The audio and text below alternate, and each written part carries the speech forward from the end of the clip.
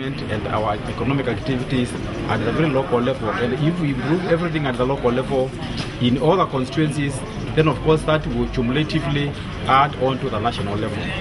The specific objectives of the workshop are to appraise the Honourable Members of Parliament on climate change issues for Kenya, engage Members of Parliament in Kenya's National Climate Change Response Strategy and other strategic initiatives for addressing climate change in Kenya, appraise and engage Members of Parliament on Kenya's position paper for the 15th Conference of Parties, COP15, on climate change vis-à-vis the position of other parties and their implications for Kenya, and facilitate and strengthen collaboration and coordination amongst parliamentary committees to inform the process of the preparation of the climate change policy for Kenya. I'll call you just 1 second. The conference was also graced by the Speaker of the Kenyan National Assembly, Honorable Kenneth Marende, whose love for the environment and its conservation compelled him to be in attendance. Treatment and care programs in the country. This does not include resources that we have set aside for family planning and reproductive health, for maternal and child health, for the fight against tuberculosis, and of course, malaria.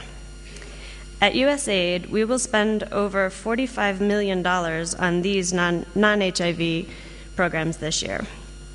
These figures reflect President Obama's commitment to strengthening U.S. support to improving global health. Indeed, the President issued his Global Health Initiative earlier this year, which sets aside... It is a major issue for us, and that is why all these distinguished guests and prominent people have found time to come and say a few words. Now, it is now my pleasure to invite... With the Copenhagen Conference approaching, the Ministry of Environment and Natural Resources have a limited time to come up with a comprehensive position to present to the world come this December. Plans are underway to ensure that Kenya becomes a key beneficiary to conservation aid. The head of state has expressed his desire to lead the Kenyan delegation, which we hope will not be less than 60 in number. It is not just a number we have picked, if I may explain here. It is because the past experience has shown that during such negotiations, there is a minimum of 35 important meetings going on at the same time. And all of those meetings will be relevant in influencing the decisions that will finally be made. So we do not want that there is any committee in which we are not represented, so that we know exactly what is going on and we are able to make our interventions when it is. It's a sense of well-being and to strengthen the resolve of the sick to get better. Consumption of adequate... With the Speaker of the National Assembly having closed the conference, members of Parliament present and experts took part in a tree planting exercise along the coastline at a deteriorated mangrove forest. Nataka kuchukua nafasi hii kuwakaribisha katika wilaya wa Kinango, haswa sehemu hii inaitwa Mwamdudu within Kasemeni division. The exercise saw members of Parliament, experts and local people plant seedlings side by side in an endeavor to reclaim the depleted mangrove cover. As we have been walking down, we have noticed challenges of land use, which is a big problem here. Just look around where we are. The local people work very hard to till the land, but no soil or water conservation measures are used whatsoever. So when it rains, actually all the soil is washed from upstream to this place and it deposited here. Let me tell you that research sometimes can be very frustrating. We planted about 40,000 trees in one day in this place, but all of them died. When you have a weak heart, you will go away. But then you know that sometimes to be able to do good work, you have to stay on. So what we are actually trying to do in terms of climate change is to determine smart species or species which are adapted to these changing conditions, which now can grow in this place. As you can see, we now have some species that are actually establishing well, which we planted here last year.